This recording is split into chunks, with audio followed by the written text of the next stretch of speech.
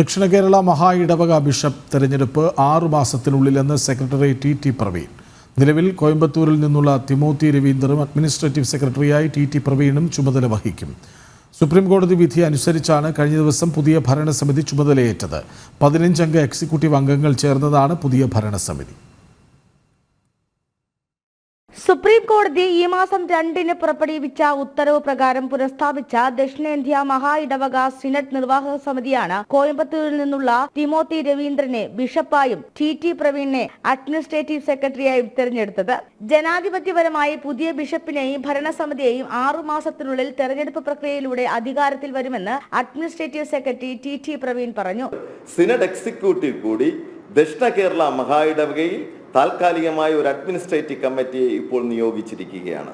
ഈ അഡ്മിനിസ്ട്രേറ്റീവ് കമ്മിറ്റിയെ നിയോഗിച്ചിരിക്കുന്ന ഉത്തരവാദിത്വം എന്തെന്നാൽ 6 മാസത്തിനകത്ത് വളരെ സുതാര്യമായ ഒരു തെരഞ്ഞെടുപ്പ് നടത്തുവാൻ വേണ്ടി മാത്രമാണ്. ഈ തെരഞ്ഞെടുപ്പ് പ്രക്രിയകൾ ഈ 6 മാസത്തിനകത്ത് നടക്കുന്നതിനും ബഹുമാനപ്പെട്ട സിനഡ് ഒരു റിട്ടയേർഡ് ജഡ്ജിനെ മേൽനോട്ടത്തിന് നിയോഗിക്കുമെന്ന് അറിയിച്ചിട്ടുമുണ്ട്.